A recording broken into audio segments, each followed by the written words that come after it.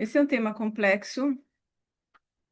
Eu vou abordá-lo, em três pontos. Não são exaustivos. Um segundo do meio é mais sintético e curto. Não são exaustivos, são é, momentos de reflexão e de aprofundamento que requerem um ulterior aprofundamento. Então, Sabina Spielrein nasceu em 7 de novembro de 1885, de uma família abastada, judia, judaica. Abastada, assim, era uma alta burguesia, o pai tinha flotas, possuía terras, era comerciante, andava para cá e para lá. A mãe fez faculdade de medicina, era dentista, começou a trabalhar, e parou depois para tendo os filhos. Não era uma mulher particularmente, não necessitava trabalhar para sobreviver. Sabina foi a primeira filha. Teve três filhos homens que seguiram, e bem mais tarde teve uma quarta, uma irmã. Hum, a vida na família eram pessoas cultas. Então, por exemplo, frequentaram escolas alternativas, escolas diferenciadas. Em casa, o pai instituiu que cada dia se falava numa língua diferente. Então, a Sabina tinha uma propensão para falar línguas. Então, se falava francês, inglês, russo e alemão. Então, se praticava diariamente isso na casa, além de se estudar muito. Terminou a escola, que seria o médio, né? O médio, com notas máximas. O avô e o bisavô materno eram rabinos, muito queridos, aquele tipo de rabino do povo, homens sábios que eram importantes na vida de Sabina. Quando chegou a esses 18 anos, ela teve uma crise. Ah, eu não achei isso sempre, mas, quer dizer, no livro da Kronberg não se fala disso, mas o livro dela, na verdade, é o doutorado da Renata Kronberg, só tem esse livro. Ela teve uma crise e que também aconteceu paralelamente com a morte da irmã por doença, acho que começo da adolescência. Temos uma mãe bastante vaidosa e um pai com uma tendência depressiva muito grande, que também tinha acessos de violência que se descarregavam sobre Sabina, particularmente por ser a mais velha e provavelmente quem mais se colocava. Então, Sabina tem uma crise e é levada pela mãe e pelo tio materno pelos hospitais da Europa, porque era uma crise nervosa, né? O nervoso na época tinha a ver com a histeria, era os nervos que não sustentavam. E ela chegou num lugar, não quis ficar, etc. Enfim, chegou no Burgosli. O Burgosli era o hospital psiquiátrico da Universidade de Zurigue, que era o hospital de ponta na época. Mais uma característica. São sempre lugares, e essa é uma característica mesmo da vida inteira de Sabina, ela está em lugares onde as coisas estão acontecendo, coisas novas estão acontecendo e de ponta. Por quê? Porque nesse hospital psiquiátrico, ele era regido por Breuer, não, sorry, Breuer é o colega do Freud, não tem nada a ver. Quem analisou não, o Breuer, é a mesma palavra com L, porém, Breuer. Era o diretor do hospital que sucedeu ao Forel, que já era foi um grande inovador. O Breuer era um homem não muito alto, mais ou menos assim, miúdo, mas extremamente amado, muito humano. Ele tinha uma irmã, inclusive, esquizofrênica. Então, ele instalou nesse hospital uma coisa que deveria acontecer em todas as famílias, que é todos os participantes da casa trabalham na casa. Na jardinagem, lavando prato, fazendo comida, tirando, todo mundo trabalha. Então, ele tratava os doentes, como pessoas, os fazia participar a comunidade humana, com as necessidades que tinham, e lembro agora de um general dos Marines que eu vi recentemente aqui nos Estados Unidos falando: você quer mudar o mundo? Começa fazendo a tua cama. Dois, tinha um punhado pequeno de psiquiatras, pequeno, tipo, tinha algumas centenas de pacientes, não sei quantos, mas tinha mais de 100, e, sei lá, nem 10 psiquiatras. Os psiquiatras trabalhavam como cães, trabalhavam noite e dia, eles cuidavam de todos os pacientes, ou seja, o paciente passava por todos eles e eles se reuniam diariamente para discutir os casos. Isso é trabalho, isso é trabalho. Enquanto isso, em Viena, Freud já tinha começado o seu trabalho de produção. A interpretação dos sonhos começa em 1899, é publicada. E nós estamos agora, quando Sabina chega no Burgosli, em agosto de 1905. Ela chega muito nervosa, muito histérica, como a gente diria hoje, muito agitada. Mas é interessante observar, lendo a Renata, que a Sabina sabia o que ela precisava. Então, ela pedia o que ela precisava, porque ela mesma se dava conta do que estava acontecendo com ela. Tipo, ela falava para o Jung, e Jung foi uma figura muito importante, mas não. Talvez o Breuer tenha sido até mais para a recuperação de Sabina. Eu diria que o Breuer foi mais, porque o Breuer foi como um segundo pai, que, inclusive, eventualmente, poucos meses depois, começou a protegê-la da própria família de Sabina. No ano, ela entrou em agosto, em junho do ano que vem, do ano seguinte, de 1906, ela entrou para a faculdade, se inscreveu na faculdade de medicina. E Breuer escreveu uma carta para os pais pedindo encarecidamente para eles não se aproximarem dela, para deixá-la em paz. O problema era a família. Jung aplicou em Sabina. Jung estava começando também, estudava também muito, sim, começando dentro da psicanálise, quero dizer, e estavam estudando fenômenos da a esquizofrenia. É um termo que foi usado por Breuer, de uma forma diferente. Então, estava usando a psicanálise para tentar entender as razões mais profundas do que estava acontecendo com os pacientes. Então, ele aplicou, ainda sem contato com Freud, aplicou o método da psicanálise à Sabina. A Sabina foi sua primeira paciente da psicanálise. Então, isso começou em agosto, final de agosto, com as conversas, por exemplo. Teve uma médica que falou assim: não, você tem que ficar na. A Sabina não era muito tranquila, assim, de ficar tranquilamente jogar numa cama, né? Então ela falou: você tem que ficar na cama, você tem que obedecer e tal. E ela se rebelou. Aí chegou Jung, que conversou com ela, e aí ela ficou na cama. Ou seja, é uma outra abordagem. Em novembro, daquele mesmo ano, Sabina era assistente de Jung. E junto, os dois começaram a trabalhar no experimento das associações de palavras, que eu já passei para vocês, né? É, a partir desse momento, Sabina colaborava com a casa, colaborava com as pesquisas e com Jung até começar a faculdade de medicina e se especializar e fazer a primeira dissertação de finalização em psicanálise, né? Primeira que existe, analisando um caso de esquizofrenia, que era uma paciente dela do Instituto Burgosli, virou um lugar de trabalho, né? De profissional para ela, e ela começou a sua carreira. Enquanto isso, desenvolveu-se um caso de amor com Jung, né? Jung era um homem, um jovem promissor, grande, forte, leonino, e com muita vontade de fazer, de saber, de ir, de ser, e não ainda casado. Jung eventualmente se casou com a maior herdeira da Suíça, mas as conversas com Sabina levaram ao que Sabina chamou de poesia. Poesia é a relação amorosa.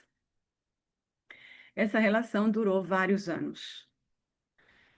O Jung estando casado, Jung tendo sua primeira filha, conflitos internos e morais também de Jung. E aí foi Sabina mesmo que entrou em contato com Freud para ajudar. Nós temos esse livro aqui, é um livro extremamente importante, que é o método perigoso, né? Que eu li em inglês. Fizeram o filme, que vocês podem meio que jogar no lixo. Mas o livro é importantíssimo. Para quem quer entender a origem da psicanálise, esse livro é essencial. O autor dedicou vários anos da sua vida pesquisando, e esse é o resultado dessa pesquisa. É um livro muito bom, é um livro escrito por alguém que não é certamente junguiano, dá para perceber, mas que tem muita objetividade e traz enormes informações.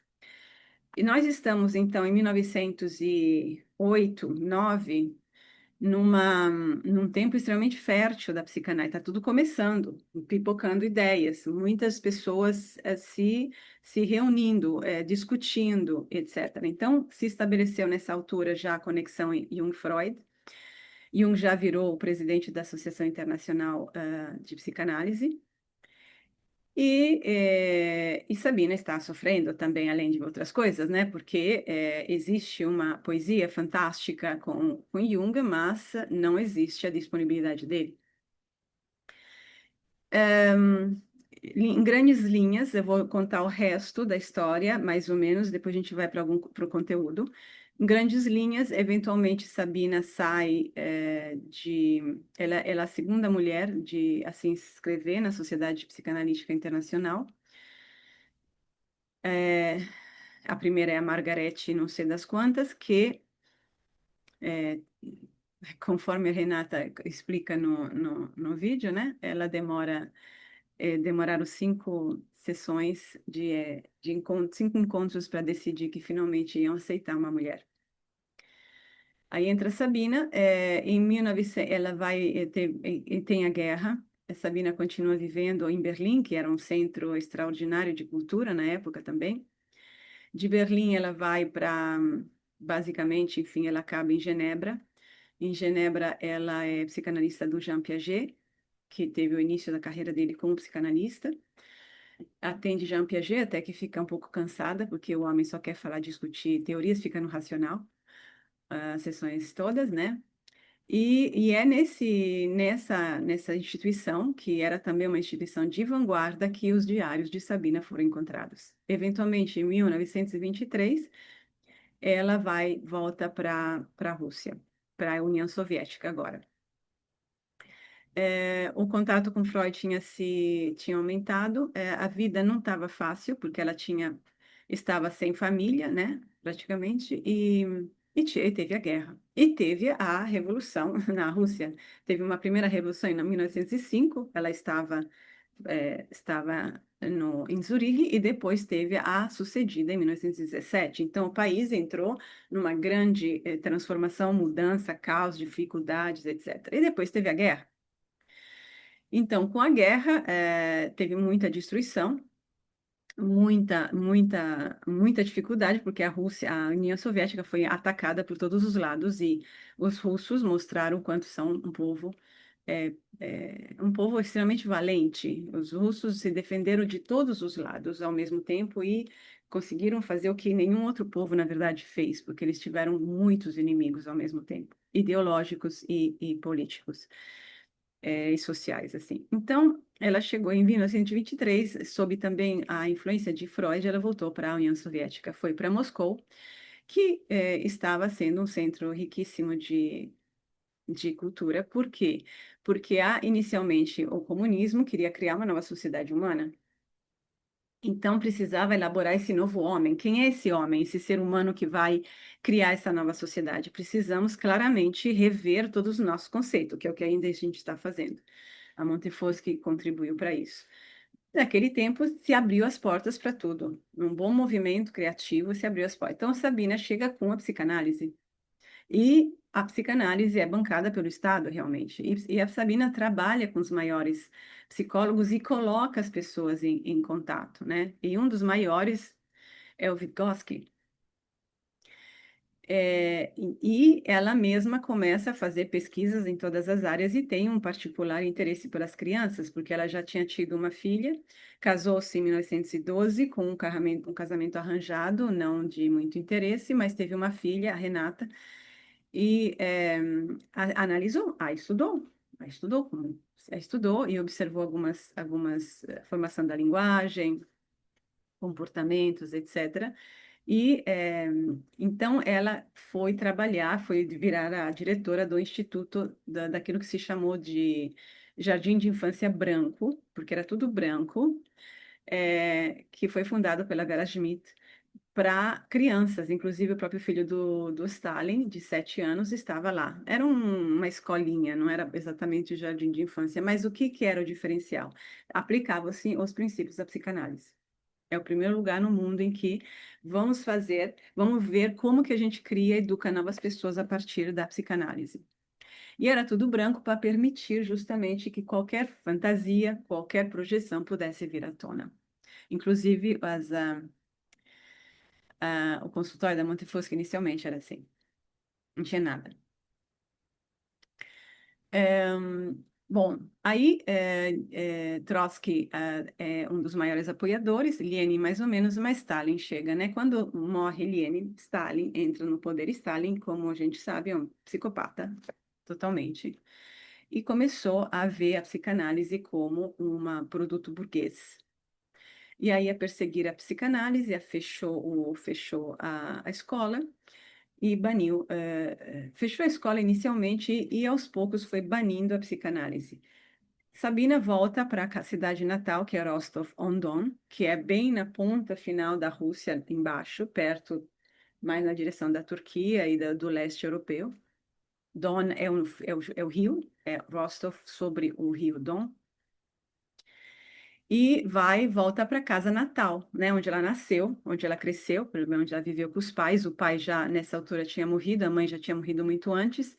Ela já tinha tido uma segunda filha chamada Eva, e 10 anos depois que nasceu a primeira, e ela volta e começa a atuar como escondidamente como psicanalista, mas como médica.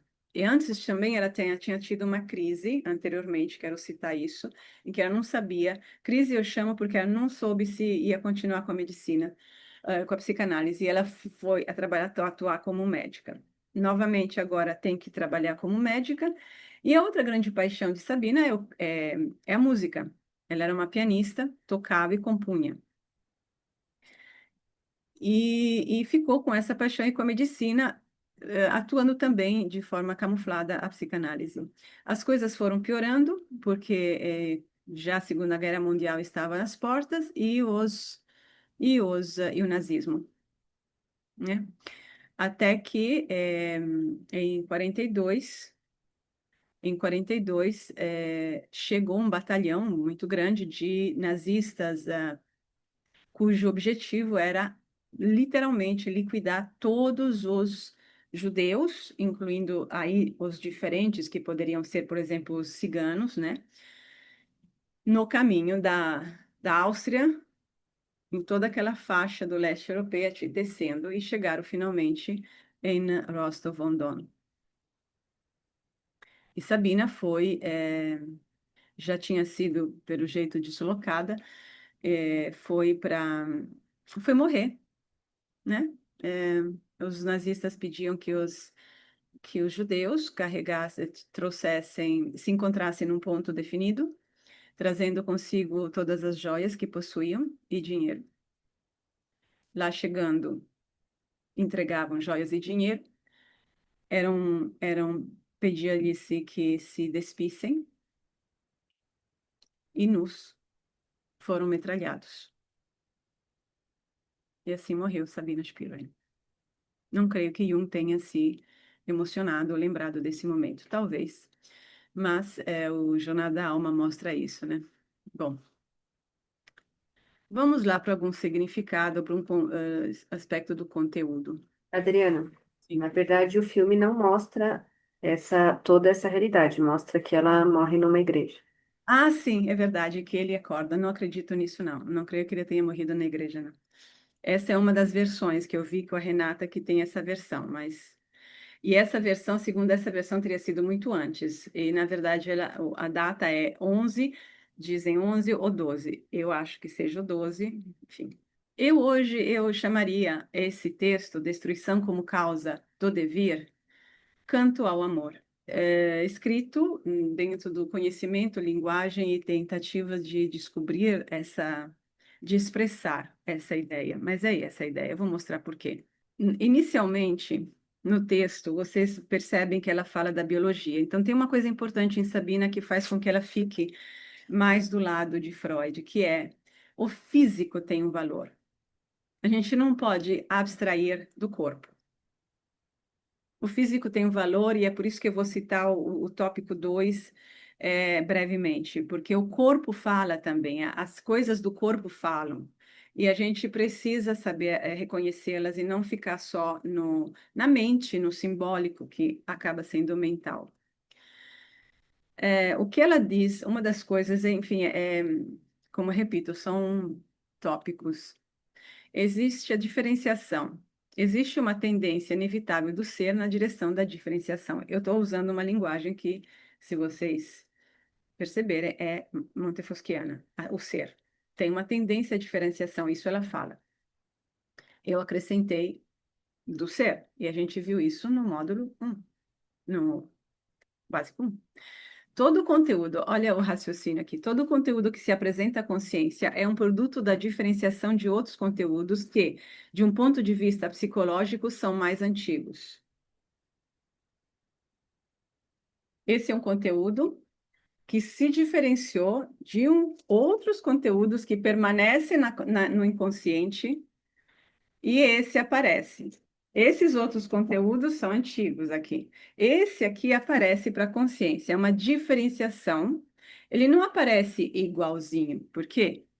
Tal conteúdo é adaptado ao presente, ou seja, quem você é, o que está acontecendo agora com você, as amizades que você tem, que aconteceu ontem, o teu estado também físico, tuas relações, teu desejo, é adaptado. Ele não vem direto do jeito que é aqui, senão você nem entenderia nada, a gente vai ver. E recebe uma imediata coloração específica que lhe faz assumir o caráter de relação com o eu. O eu, ou seja, cada uma de vocês, tem uma identidade. Então, eu vou reconhecer e vou entender aquilo que tem alguma relação comigo, né? Que fala comigo, no bem, no mal, não importa, assim, pode ser uma coisa que eu gosto, que não gosto, mas fala comigo. Essa é a coloração específica. Não é um conteúdo neutro que aparece, que eu vou pegar e a gente vai ver. Segue que em nós existe uma tendência à diferenciação, que nasce, que surge na relação com o eu pessoal e o típico ou da espécie. Se quisermos tornar compreensível agora, ou seja, acessível também aos outros, este específico conteúdo que é acessível somente a nós mesmos, devemos operar uma diferenciação ao contrário, ou seja, despojar esse conteúdo dos elementos que são especificamente pessoais e expressá-lo na forma universalmente válida para a espécie, ou seja, na forma simbólica. O que que é o que que a tua amiga no sonho representa para você? Então, quando a gente interpreta um sonho, de tal modo seguimos a nossa segunda tendência aqui, que se opõe à primeira, ou seja, a tendência à assimilação e dissolução. Eu vou falar do sonho já em seguida. Ou seja, a diferenciação é quando eu diferencio um conteúdo de um bolo de conteúdos que continuam inconscientes. E imagina quanta coisa está ligada. Imagina. Essa foi a verdade de Cleópatra. Aí eu vou tirando, porque não paro, e aí vai vindo, vai vindo, vai vindo. Bom, então aqui esse conteúdo ele assume uma personalidade, por assim dizer, né? Ele vira específico, tem a ver comigo, por isso, por aquilo, significa isso, e eu integro na minha consciência como um conteúdo da minha consciência. Se eu quero, porém, comunicar isso para o mundo, eu preciso fazer com que esse conteúdo seja compreensível para muitas pessoas, não só para mim. Ou seja, aquilo que é muito específico não pode mais ser. Eu tenho que traduzi-lo numa linguagem e encontrar o mínimo comum denominador que possa ser acessível aos outros. Isso é assimilação e dissolução de alguma forma. Ele tem que ser assimilável pelos outros. E aí, de alguma forma, a sua especificidade se diz que, para mim, tem aquele valor específico que tem para mim, se dissolve no todo. O que ela está falando, o pessoal e o típico da espécie, é a linguagem da época, né? No campo, tem Freud aí. Jung ainda não tinha nem escrito o seu Símbolos da Transformação. Aqui estamos em 1911, foi publicado isso. E Jung publica no ano seguinte, só no ano seguinte. Então, aqui o pessoal e o típico, gente, é basicamente o particular e o universal de Montefoschi. A grande questão é ser ou não ser. Duas forças estão em conflito. Uma é a força da inércia. Aqui ela está elaborando, aqui é um trabalho de processamento. A força da inércia. E a outra é a força da pulsão de transformação. Segundo ela, inicialmente, a pulsão sexual é apenas uma parte da função de transformação.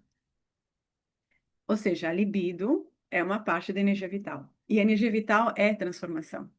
Ela é transformação. A energia vital é uma força de transformação.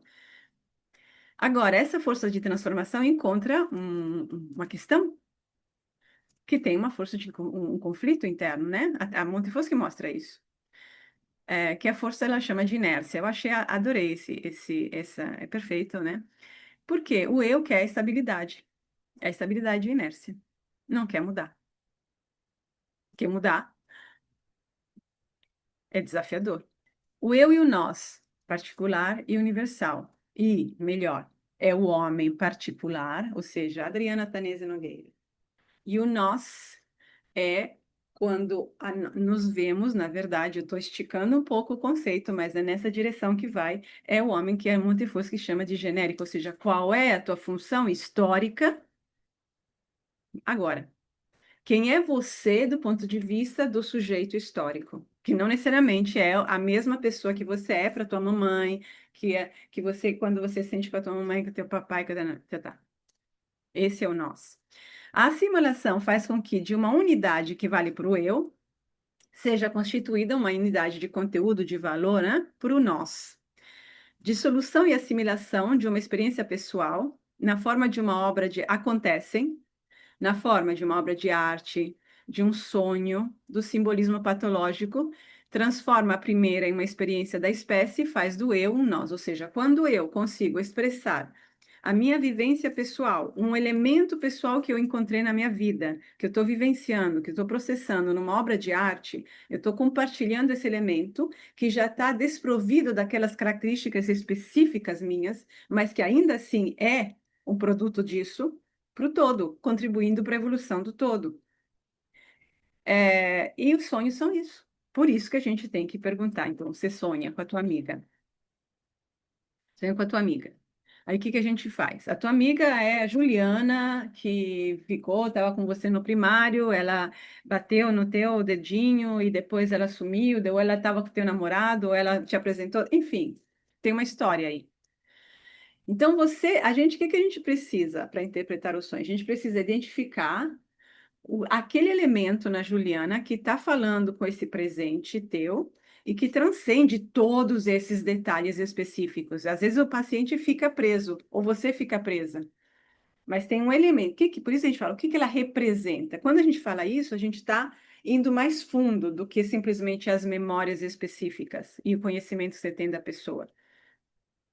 E a gente pega um elemento que depois, se vocês observarem, vale para outras pessoas que vocês conhecem, ou que eu posso entender, eu, analista, consigo entender. Porque é um elemento do humano, diria Montefoschi, da dinâmica humana. Mas a Montefoschi aqui nem tinha nascido ainda, né? Prazer e desprazer, isso eu achei importante. Então, Sabina vê o prazer e o desprazer, respectivamente, como o constituir-se e o desaparecer da relação com eu. Olha só. Prazer é tudo aquilo que o tal conteúdo, o que nós conseguimos. O prazer acontece quando a relação entre eu e esse conteúdo acontece. Provoca prazer. E o desprazer é que a gente não está no imediatismo da Montefoschi. O prazer aqui está em outro nível. Quando eu consigo estabelecer a conexão com o conteúdo, é quando eu consigo entendê-lo, conectá-lo comigo, ou seja, ele faz sentido. Aí que vem um prazer, é uma satisfação, porque você se sente melhor, inclusive. Inclusive, isso gera mais estabilidade. O desaparecer dessa relação, quando você não sabe o que está acontecendo, o que, que é aquilo, gera o desprazer. Isso, pessoal, transcende o conteúdo em si. Pode ser uma coisa bonita, feia, mas quando você consegue estabelecer a ligação, essa ligação é positiva e dá prazer. Se a experiência pessoal tiver já se transformado em uma experiência da espécie, diante dela nos comportamos como espectadores, ou seja, que podem participar afetivamente somente se conseguirem se identificar com ela. Estes espectadores são os doentes de demência precoce e também nós mesmos, quando sonhamos. Notar a falta de pose intelectual e humana. Quer dizer, quando você sonha com alguma coisa, muitas vezes você já não entende mais o que que tua amiga está fazendo lá, o que que essa situação está fazendo lá, porque esse conteúdo já tem um valor universal. Isso já estamos em Jung, Montefoschi. Ele vale para vários tipos de situação, não é mais só teu. É importantíssimo ver isso, porque aí a gente chega na Montefoschi, que abre espaço para uma visão humana mais ampla em cada um de nós. Então, quando a gente não sabe o que significa aquela coisa que a gente sonhou, que porém é nossa, aí a gente fala, mas esse teu sonho não significa nada, ou não sei o que dizer. É porque você já se abstraiu e o eu se abstraiu, ou e muitas vezes se dissociou, porque não está gostando do que está vendo lá, mas esse conteúdo também já se tornou um conteúdo maior do que simplesmente a tua situação. A Juliana representa a pessoa, a traidora, me traiu, entendeu? A traidora. Todos nós temos essa experiência. Virou uma experiência da espécie, ou seja, universal. Ego, sexo barra amor. Estamos falando de sexo, estamos numa época em que falar de sexo é super importante. O que a Sabina está querendo apontar aqui é a tirania do eu é ameaçada pelo amor, o que traz angústia sexual para ambos os sexos. O eu visa estabilidade, certo? O eu visa uma estabilidade, o que leva à inércia. O que é regida, isso estou eu escrevendo, o que é regida pela pulsão de morte Thanatos. A inércia leva à morte, né? Um corpo parado é morto. A vida é movimento. O amor representa, desculpem, a vida que se manifesta na união dos dois diferentes que morrem na relação e dela renascem. Isso é ela que escreve. O amor representa a vida que se manifesta na união dos dois diferentes. Quando a gente tem uma relação sexual, para que essa relação sexual seja de fato prazerosa, nós precisamos fazer uma entrega, que é uma entrega do eu, do ego. Você não pode estar na mente, você não pode estar no controle, essa é a morte. E isso dá medo. Esse é o conflito. Você perde o controle. Instinto de conservação. Ele corresponde a duas fases. A tendência à diferenciação faz parte do instinto de conservação, que é o instinto, na verdade, da vida, né? E tem a força de inércia de uma partícula do eu, que ficou cristalizada, ou do inteiro eu, que já está bem neurotizado. Aqui ela está antecipando o conceito de Montefoschi das duas forças ou tendências em nós, a que visa evoluir. E por que que ela diz que é conservação? Porque é a conservação da espécie? É o todo que quer se manter. Porque senão ele morre na inércia de cada ego que não quer evoluir. E aí a outra força que visa manter o status quo. E aí a Montefoschi, no básico 1, acrescenta, de forma magnânima, eu diria, generosa. Nem sempre, é claro, está claro que está na hora de fazer o movimento. Então o eu resiste. Como que a gente vai saber? Bom, acrescento eu, com muita honestidade. Porque essa tendência à diferenciação, que é basicamente a individuação de Jung, que Jung não tinha ainda concebido, essa tendência à diferenciação é natural, espontânea e vai bater na tua porta. E se você insiste em não ouvir, o teu caminho na vida você vai ficar na inércia. Inércia não quer dizer ficar parado, mas é na repetição, então vira a coação a repetir de Freud. O instinto de conservação da espécie é um instinto voltado à reprodução física, porque temos que sobreviver, e também do ponto de vista psíquico, se manifesta na tendência à dissolução e assimilação, com a sucessiva nova diferenciação da matéria orgânica. Quer dizer o quê? Isso daqui chama para o sacrifício do eu. Quando você trabalha com, quando você, a diferenciação significa que, por exemplo, você vai expressar vários aspectos teus para fazer o teu processo de individuação ou para você assumir a tua função histórica, você vai ter que renunciar a alguma coisa. E produzir conteúdos que valham para a humanidade inteira, para ajudar a humanidade inteira, que é a universal, que é a espécie, que também está falando dentro de nós e pulsando e impulsionando para que a gente vá para frente e encontre qual objetivo, qual resistência ao eu. E está implícito que essa força, esse instinto é o amor. É o amor. Que se manifeste como sexualidade ou não, é o amor. Por isso que também ela associa à obra de arte. Onde reina o amor, morre o eu, o cruel déspota.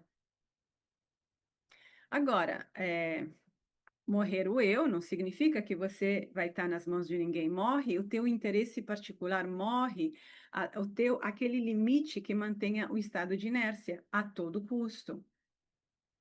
Então, você tem que se abrir para uma transformação.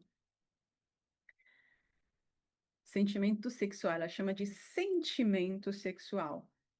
Considerando sua natureza, o sentimento sexual não precisa da pulsão de transformação, que, no entanto, está presente.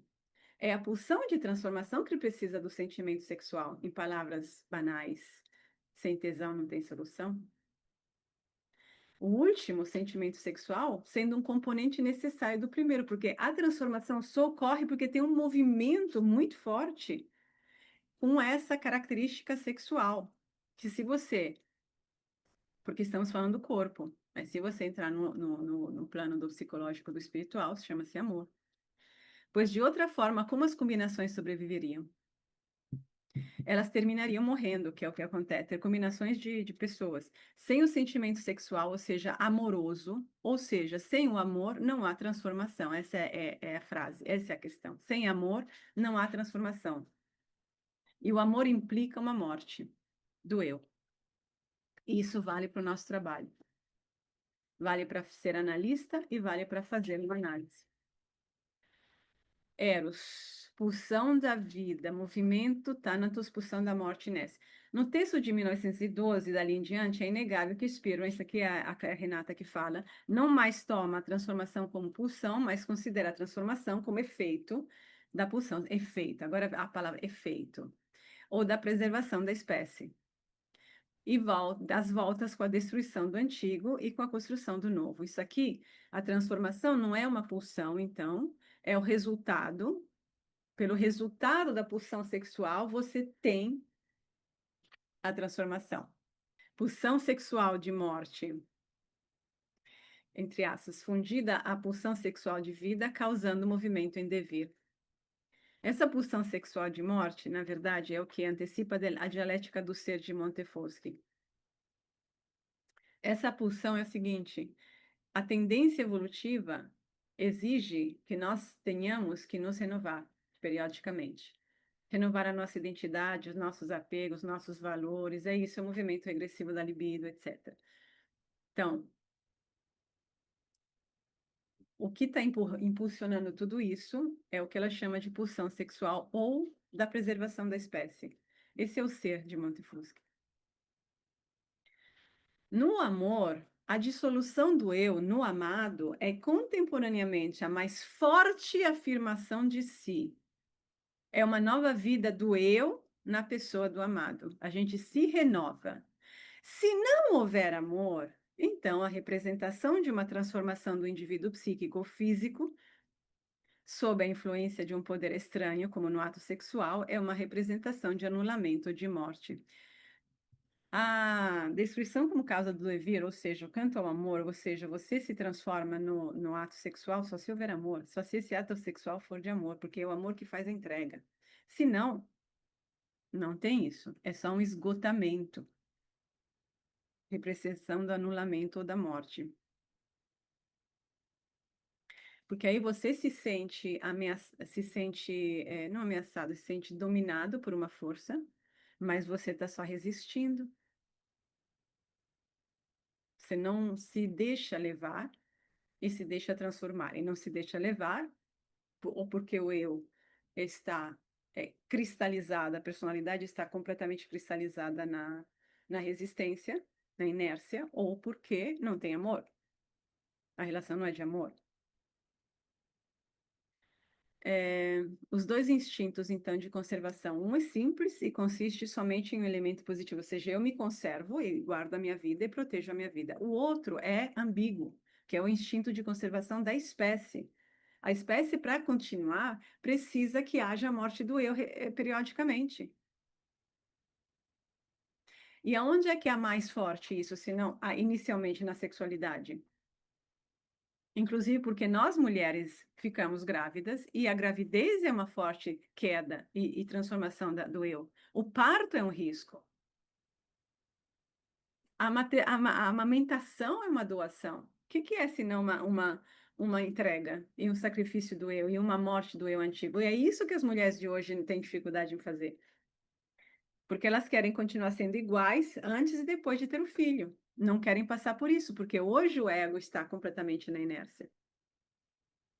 O instinto de autoconservação é um instinto estático, ou seja, eu me protejo, enquanto daí proteger o indivíduo já existente contra influências externas. O de conservação da espécie é dinâmico, é a dinâmica da vida, que tende à transformação, à ressurreição do indivíduo numa forma nova. Nenhuma transformação pode se verificar sem a anulação do estado interior. Isso aqui é tudo Sabina falando. O amor que ousa dizer seu nome, que é o título da doutorado da Renata Kronberg na história da psicanálise, é o amor de transferência e o amor de contratransferência, ou seja, Jung e Sabina aqui é de transferência recíproca, amor. É o amor, simples assim. Então, a psicanálise nasceu numa encruzilhada em que tinha Freud, por um lado, fazendo as suas coisas e entrando em contato com essa nova realidade, e Jung e Sabina, que estavam experimentando a psicanálise e, ao mesmo tempo, o amor carnal, emocional, espiritual. Olha esse sonho. Eu acho muito importante. A pessoa acorda às 5, pensa que é muito cedo, que pode dormir mais, 2 horas e sonha. Esse aqui é o texto seguinte, porque eu tenho um livro com todos os textos dela. E ela sonha assim: está numa grande praça branca, há dois caminhos. O do leste leva ao mar, e o do oeste é levemente em subida e é cortado perpendicularmente por duas estradas, uma e duas, tipo assim. E a pessoa pensa: tenho que acordar daqui a 2 horas. Eis a primeira hora, eis a segunda. E acorda de fato 2 horas depois. Eu achei bonitinho esse sonho, mostra, o corpo está falando também aqui, mas está falando, não é do ponto de vista biológico, é que a cultura é muito compartimentada. Aqui, olha só, o mar volta para o inconsciente, né? Vai para o inconsciente, ou tem a subida, leve subida, que é a saída desse estado de penumbra da consciência para chegar no acordar. E tem 2 etapas até lá. E depois ela aborda outras coisas na interpretação, porque com relação à pessoa em questão. Outro homem aqui, estando muito cansado, um senhor sonha um navio que carrega uma carga pesada. Ao acordar, pensa que ele é o navio. É quase fosse um desabafo do corpo. via metáfora. Porque não temos como. A Raquel falou o oposto do que a Sofia falou, porque é assim também. Se não tem a ver com amor, o ato da reprodução. Claro, por isso os bichos se reproduzem, mas a gente, de fato, tem sentimentos também. Tem sentimentos enquanto tudo acontece. Aqui é o corpo, mas o que está expressando como se sente, numa metáfora, não numa fórmula matemática ou numa expressão biológica. Mas é isso. E o corpo, por que deveria ser só biologia? É um ser vivo, é um organismo. Mas é interessante, aí eu gostaria de ver por que que é um navio, que carga é essa? A gente vai, né? E vai aumentando nossa complicação. Mas eu gostei. Essa relação, assim, o corpo físico continua existindo e ele fala, ele transmite suas realidades. Então, nesse livro aqui, O Método Perigoso, o autor analisa profundamente, de uma forma que eu considero realmente boa, objetiva, assim, a crise de Jung, entre outras coisas, né? Então, Jung entrou em crise em 1913, 12 ele publicou a Metamorfose, os símbolos da metamorfose, e ele, logo em seguida, saiu da sociedade psicanalítica, teve o conflito com Freud, Freud não aceitou o direcionamento, apesar de ser... É mais complexo, tudo é mais complexo, mas logo em seguida Freud escreve Totem e Tabu, que é uma tentativa de trabalhar questões simbólicas, né? E naquele mesmo ano, de 1912, há a ruptura, basicamente, da relação amorosa com Sabina. Eles continuam em relação, não mais, sim, até 1919, 18, 19. E um entra em crise, e a crise é tão profunda, é tão, é tão desnorteadora, que a própria esposa aceita a amante dele da época, Toni Wolff, que ficará com ele a vida toda, uma mulher que viverá solteira a vida toda, racional e estudiosa, para entrar praticamente fazer parte da família, porque ela era a única pessoa que conseguia acalmá-lo. Jung tinha episódios de despersonalização. Ele não sabia mais, ele foi invadido, né, como se ele disse, pelo inconsciente, e foi esse processo de transformação, entre outros, né, e foi então que uma das coisas que eu notei, então, eu anotei aqui, eu selecionei um trecho. Em primeiro lugar, eu vou montar pontos porque é muito longo.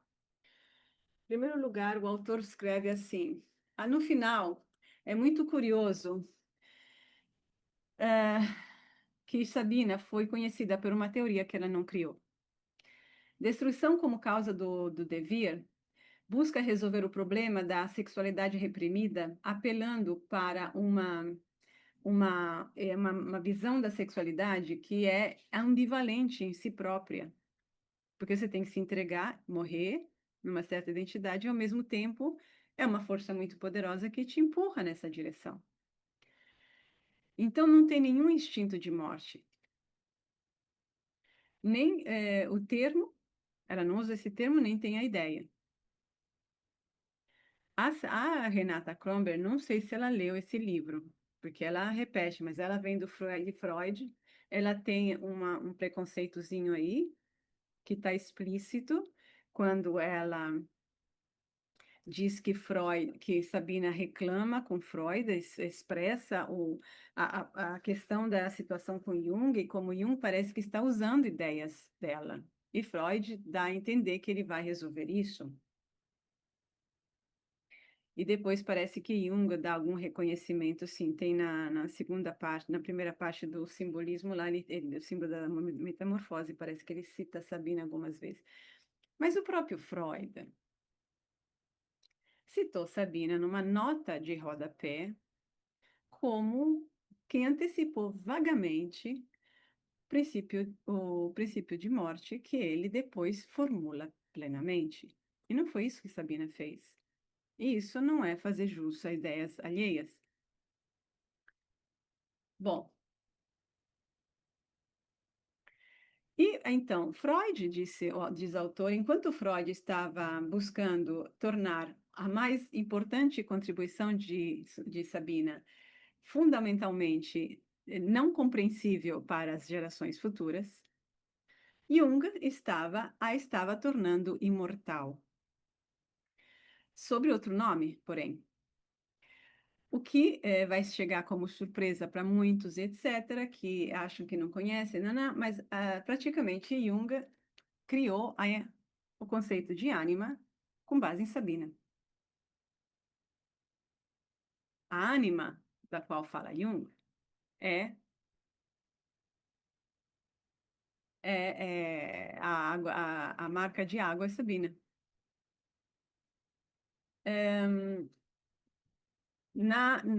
Dentro desse processo de crise e de busca, o que que ele fez? Inclusive, vale para todo mundo constantemente. O que que ele fez para se ajudar nessas crises e nessas visões que ele tinha? Escrevendo. Então, ele escreveu o livro vermelho, o livro preto, foi escrevendo e desenhando.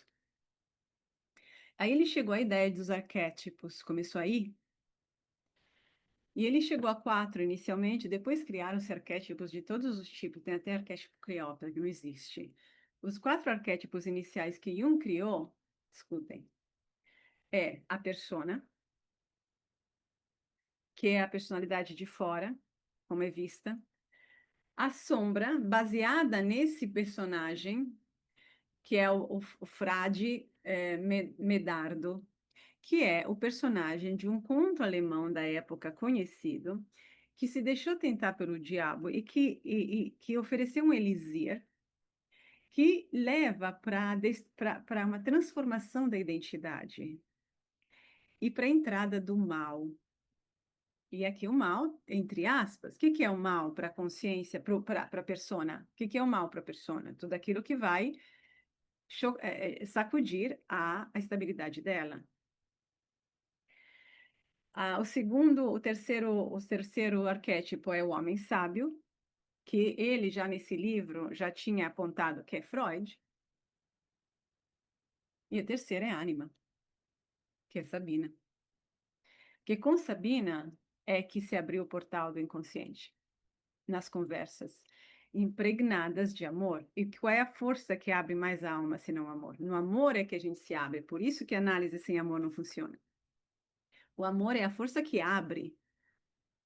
Cria receptividade. Então, uma ideia, um professor, uma matéria que você gosta na escola é porque aquela matéria foi dada por um professor que você gostava, e que gostava de você, que gostava do que estava fazendo. É o amor que canaliza o conhecimento, que abre os caminhos. E ele diz, o autor aqui, surpreendentemente, a, a ânima é só para os homens, porque as mulheres têm outra coisa que se chama ânimos. Desde o começo, a ideia de uma ânima tinha uma aplicação romântica, tinha uma conotação romântica. E isso pode explicar a sua popularidade que se manteve.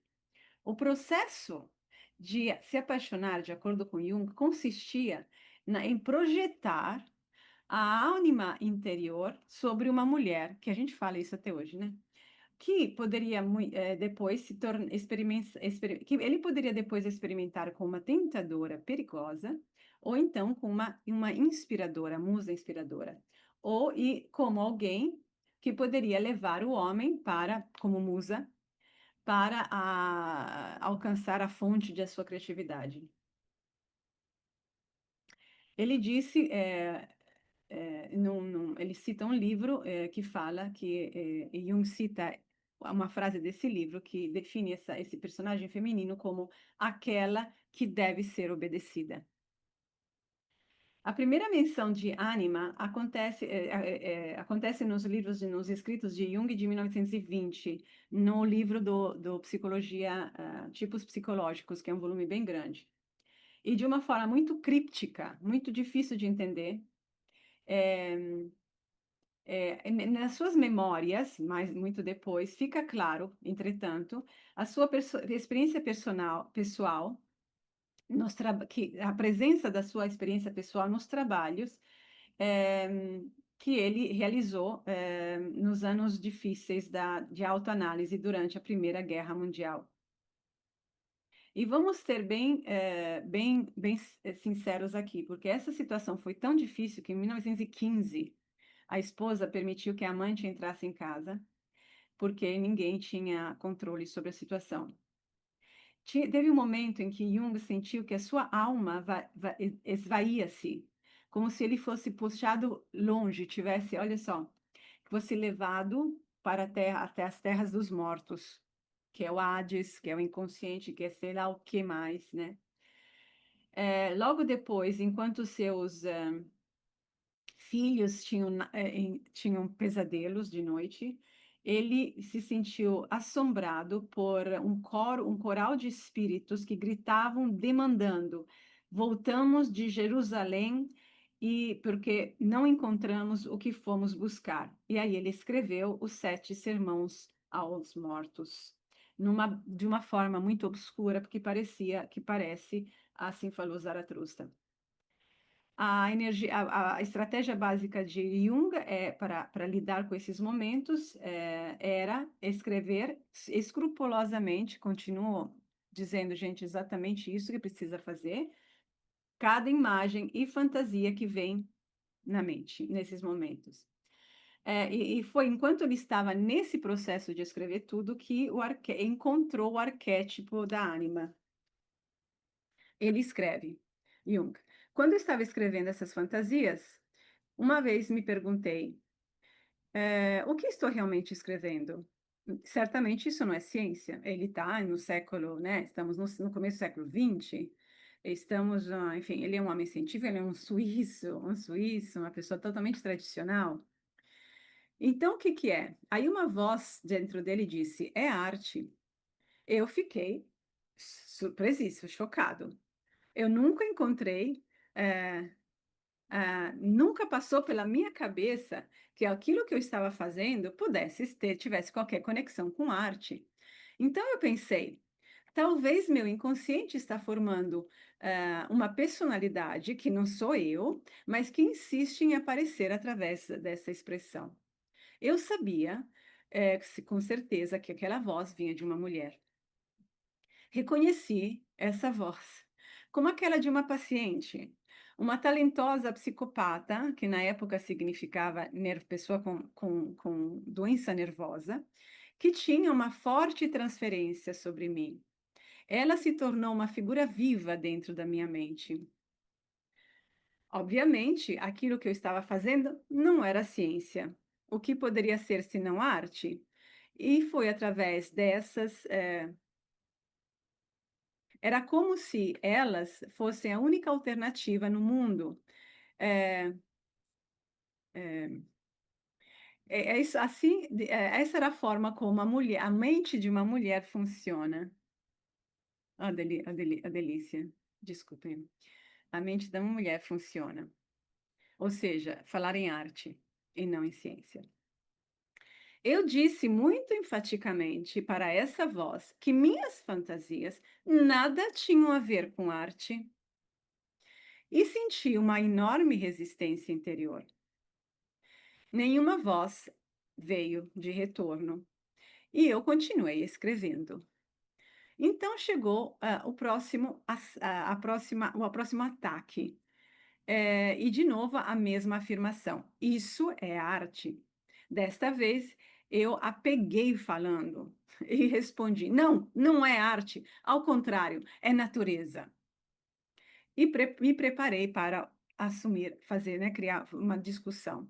Mas nada aconteceu e refleti que a mulher dentro de mim não tinha os centros da fala disponíveis, porque eram meus. Então eu sugeri que ela usasse os meus. E assim ela fez com uma longa afirmação, uma longa frase que ele não escreve.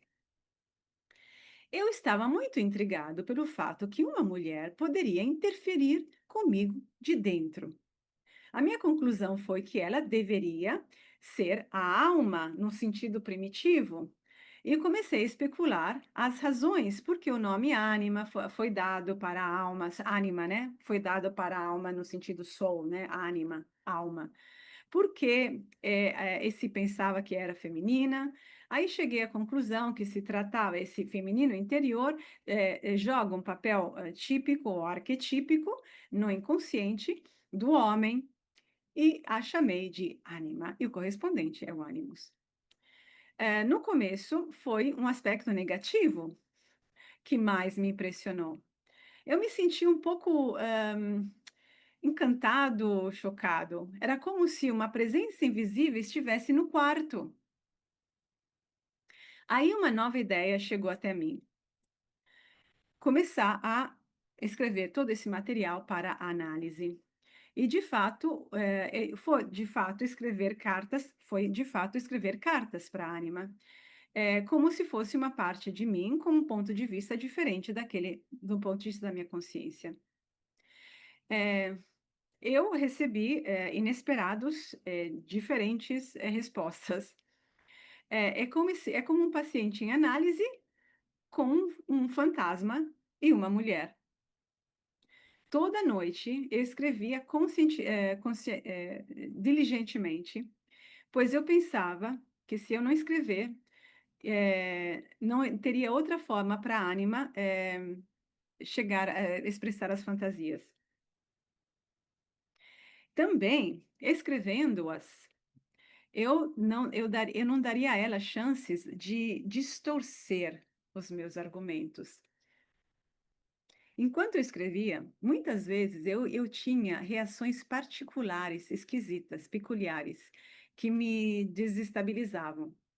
Lentamente eu aprendi a distinguir entre eu e as interrupções.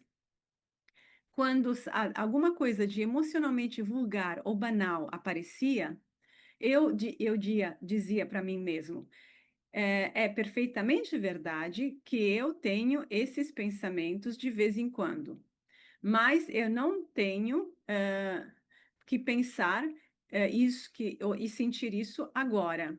Eu preciso aceitar essa banalidade minha eh, em eu não preciso aceitar essa banalidade minha sempre, perpetuamente. Não é uma humilhação desnecessária. Isso é Jung.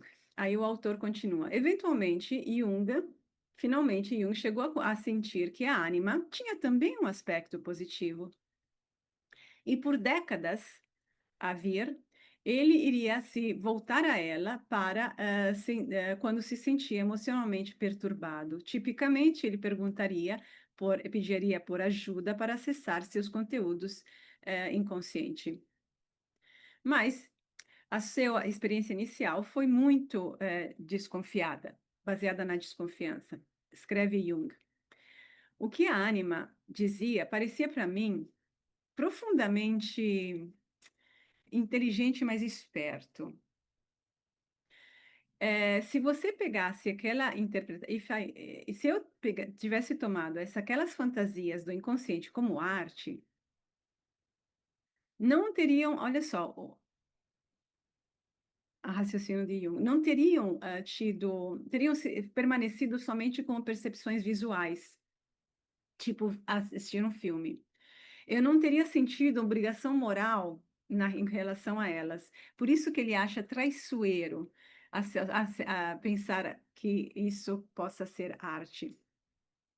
E a ânima poderia muito bem ter me seduzido em acreditar que eu fosse um artista incompreendido, ou um assim chamado artista que a minha assim chamada natureza artística não tivesse realmente sendo vista ou se engajado na vida, mas não é assim. Essas insinuações da ânima poderiam muito bem completamente destruir um homem.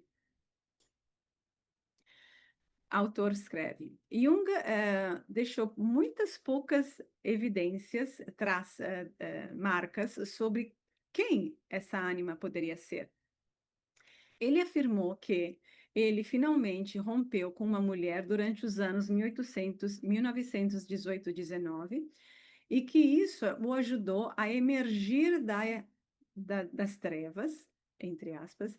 Ele também implicou, assim, acrescentou que ele estava em correspondência com uma mulher, e Jung escreve: um dia, por exemplo, eu recebi uma carta de uma mulher com senso estética, no qual ela teimosamente afirmava que as fantasias emergindo do meu inconsciente tinham um valor artístico e deveriam ser consideradas arte. A carta me deu nos nervos. Era muito estúpido e por isso perigosamente persuasivo. Quando que uma coisa estúpida é perigosamente persuasiva? Eu não experimentei isso na vida. Uma coisa estúpida é persuasiva? Volta o autor escrevendo o que era aqui. Ambas as pistas que Jung estivesse em correspondência com uma mulher e que ele rompeu com ela logo depois da guerra apontam para Spielrein. Talvez a maior de todas é uma que está na base, que está em evidência, ou seja, o debate em torno de ciência versus arte. Porque não está claro como e por que essas duas diferentes experiências, como se chama, empreitadas, podem ser confundidas uma com a outra. E é ainda menos claro o que seria tão perturbador sobre isso se, de fato, as duas pudessem ser confundidas. Isso é o que o autor escreve. Somente isso, a identificação de arte e consciência aponta decisamente na direção de Spielrein. Considerando que ela, no seu Diário de Transformação, escrito em 1907, ou seja, já estava com caso com Jung, estava estudando medicina, ela já tinha discutido tanto ciência como arte, explicitamente colocando-as no mesmo plano, e nesse processo descreveu-as em termos do método exato que Jung iria usar depois para acalmar as suas ansiedades. Método.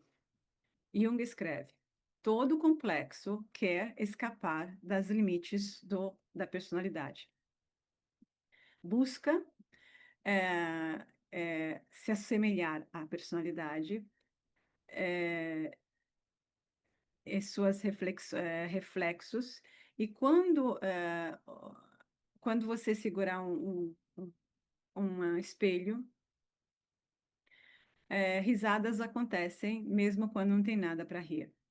Arte é nada mais do que um complexo.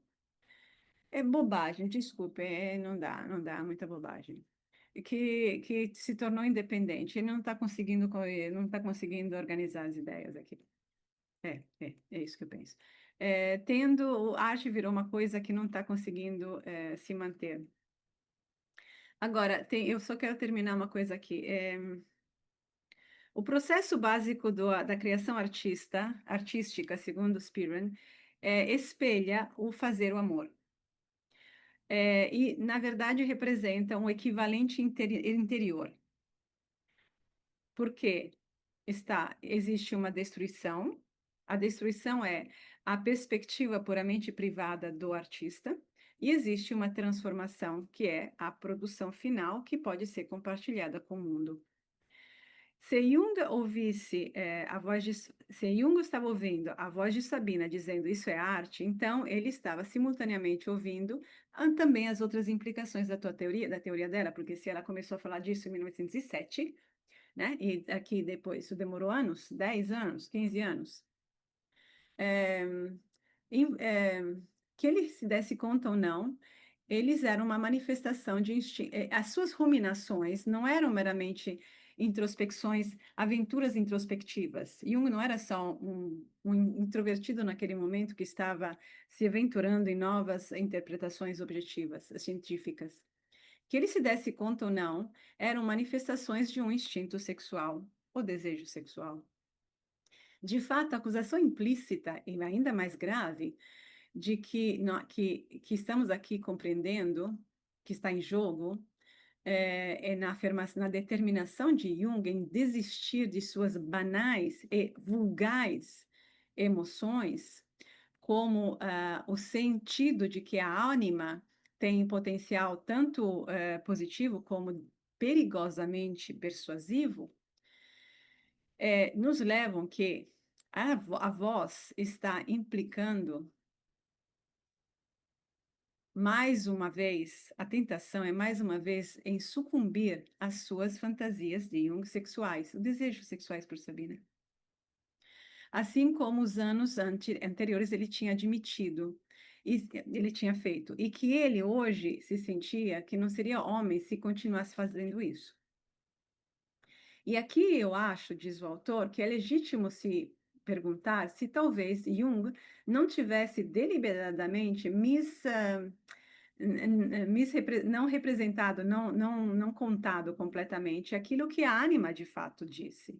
A equação em Sabina, na dissertação médica de Sabina, tinha três termos, não só dois. Não é ciência e arte só.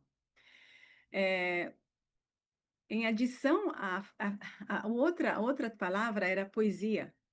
Poesia quer dizer amor. Então, talvez a voz estivesse dizendo, em 1916, para Jung, não é ciência, é poesia. E eu vou parar aqui.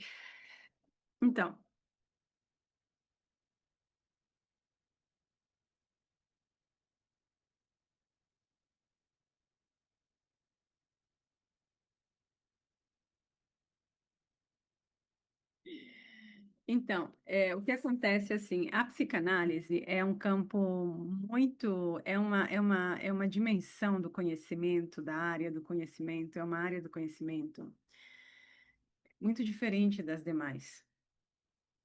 Porque todos os nossos aspectos estão envolvidos, como Montefoschi bem depois iria conseguir teorizar melhor. Todos os nossos aspectos estão incluídos.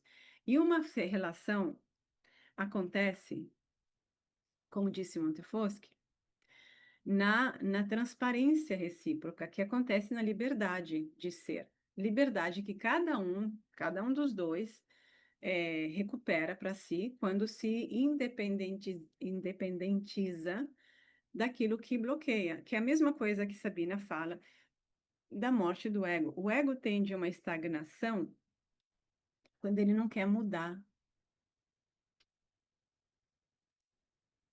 quando e essa estagnação ocorre várias vezes no processo analítico, não é uma vez só. Porque se o processo segue, nós encontramos novas questões que precisam da nossa renovação para poderem ser abordadas e compreendidas e superadas. E a gente em se empoderar, porque é uma ressurreição. E isso é um desafio, porque você tem que aceitar a perda daqueles valores, daquela identidade, daquela visão de vida, etc., que te dava conforto. Sem falar uma coisa que eu falo, assim, se você quer fazer esse trabalho, você tem que se dedicar. É simples. Se dedicar quer dizer que você tem que dedicar horas. E são horas que você tira de outras coisas. Não tem é uma matemática. Essa aqui é a conservação, a lei da conservação da energia. É uma morte. Porque para você desviar e fazer, você tem que modificar a tua identidade, com os teus valores, teus objetivos na vida, às vezes as tuas economias. Não tem outro jeito, não é culpa minha. Exatamente como ter um filho. Não tem como você ter um filho sem mudar nada. Você vai ter que se transformar. Senão, vai ser uma experiência muito negativa. Então, e isso simbolicamente acontece em vários momentos da análise. A gente é penetrada por ideias novas, situações novas, desafios novos e precisamos saber encará-los. Temos um tempo em que patinamos? Pode ter. Tempo que às vezes é perdido ou às vezes é necessário. Você vai saber se você tiver honestidade de olhar para dentro de você e perceber, senão você vai acabar estagnando. Você já chegou num patamar, sabe de algumas coisas, sempre a gente sabe de uma, só que a gente vai remanejar o que a gente sabe, não tem como de fato ir para frente. Então, essas são as várias etapas. Esse encontro é o que Jung simbolicamente colocou como a conjunção. Esse é a conjunção, que o inconsciente penetra na consciência, né? Ou seja, você finalmente sacou. Às vezes a gente vê assim, tipo, vagamente, mas a coisa já está lá, o conteúdo já foi visto, a consciência viu, e aí não tem como voltar atrás. E o que o ego estático faz? Ele vai embaçando, vai criando novas situações, desculpas, vai criando para não ir para lá. A direção já está dada. E não é física necessariamente, às vezes é física, às vezes é psicológica, ou seja, você tem que enfrentar aquilo. Aquilo provoca uma angústia, uma dificuldade, e aí, enfim. Então, isso daqui bloqueia o caminho. Esse aqui é a conjunção. É todas as vezes que somos de verdade tocadas por alguma coisa dentro que não podemos depois esquecer. Gera um filho, você vai abortar? Ou você vai morrer com o filho na barriga? Que aí é a morte. Então, isso aí. Agora, imagine uma conjunção dessa entre dois indivíduos concretos. Então, a tensão amorosa, se o amor é essa força da espécie que visa a continuidade de si, portanto, visa a uma transformação do eu em prol de algo maior, né? Isso é, na verdade, a definição de amor, porque senão a alternativa seria o amor para satisfazer as necessidades imediatas de cada um, dentro de papéis. O que torna o amor, eventualmente, um contrato, um business, e entediante. Então, o amor, ele impulsiona, né? No início da nossa relação amorosa, a gente se sente impulsionada, a gente descobre um novo mundo, a gente descobre partes novas de nós, né? E a gente tem prazer em descobrir, fazer, de se sentir diferente, olhar para o mundo. Aí depois tem uma estabilização. Imagine um amor que não tenha essa estabilização, porque entra num lugar tão profundo que promove uma grande mudança. Só que precisa da entrega do eu. E o Jung, ele ficou assustado com o que ele viveu. Ele ficou assustado, ele não estava, entre aspas, preparado para enfrentar uma dinamicidade e uma abertura do inconsciente tão grande que aconteceu com Sabina. Aí depois já se abriu, se escancarou o portal, ele ficou com esse portal e com a crise com Freud. A crise com Freud devida tanto ao fato que Freud ainda assim era uma referência, ele nunca foi um discípulo de Freud, ele tinha sua própria bagagem, mas Freud era uma referência. Teve uma queda de eu, de status, de esporte social e científico da época, que certamente influenciou, e teve essa cratera que se abriu dentro dele, e ele não querendo se navegar junto nesse novo mar que se abriu, ele ficou com metade da questão. Ele poderia ter deixado a esposa, basicamente, e ter engrenado nisso, em que os dois seriam parceiros de tudo. Ele ficou com o tradicional, e ficou com essa gigantesca cratera aberta que ele teve que resolver sozinho, sem ter instrumentos. Ele não tinha, ninguém fez esse trabalho antes. Então ele entrou no mundo do símbolo, que é de fato como a gente tem que fazer em todas as crises. E demorou um tempo muito grande para se reerguer. E como ele disse depois, ele afirmou isso muitas vezes, tudo que ele escreveu depois, quando se reergueu, ou seja, a partir de 1920, foi graças àquilo, à crise daqueles 7 anos, em que ele tinha um revólver no criado, na gaveta do criado mudo, porque ele não queria, né? Antes de pirar por completo, ele iria se matar. Então, essa foi a profundidade do que aconteceu. É, então, esse texto confirma uma coisa, quer dizer, confirma, corrobora mais uma coisa que para mim é importante e que depois, com as vidas passadas, eu cheguei, não, reafirmei. Ou seja, as pessoas, as situações dentre nós, que acontecem em nós, têm nome, sobrenome, endereço. Manter no simbólico é um movimento importantíssimo e necessário, mas a gente precisa chegar depois a entender, senão a gente fica perdido nesse mundo, sobretudo simbólico. E o que é concretamente? Eu acho que finalmente hoje, enquanto eu estava preparando entre ontem e hoje isso, eu entendi o sonho de um antigo paciente nosso que passou pela Raquel, que ele estava no Instituto Ela, e que era muito grande, bonito. O diretor do instituto era Freud. Jung estava no instituto também, trabalhava nele. E aí depois tinha um corredor, eu não sei se tinha muita comida, tinha uma coisa assim, e depois tinha todos esses tipos de animais. Por que Freud? Porque Freud é quem começou com pão, pão, vinho, vinho. Como é que se fala em português? Sabe? Aquela coisa pé no chão? Pé no chão, Pão, pão, queijo, queijo, alguma coisa assim. pão, pão, queijo, queijo. Né? A coisa do concreto.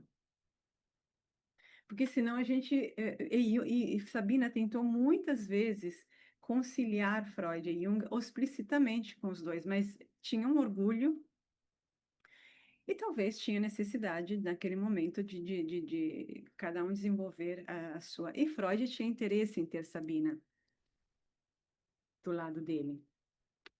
Não é que ele era essa pessoa assim de vanguarda nesse, como uma mulher. Para ele estava capitalizando.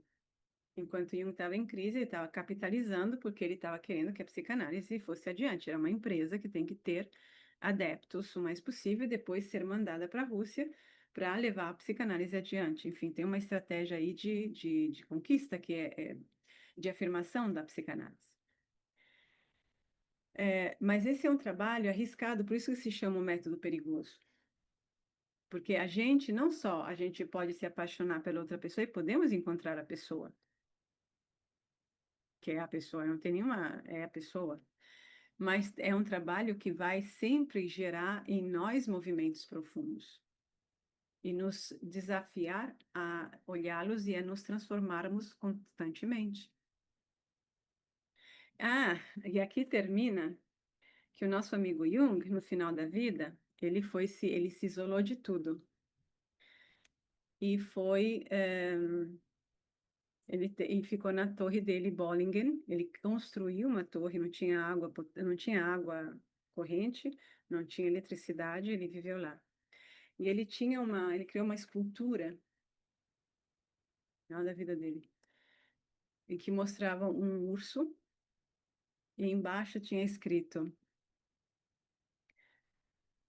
é, é, Russia keeps the ball rolling, ou seja, a Rússia mantém as coisas andando, né? Acho que podemos traduzir assim. O urso representa a Rússia e Rússia representa Sabina.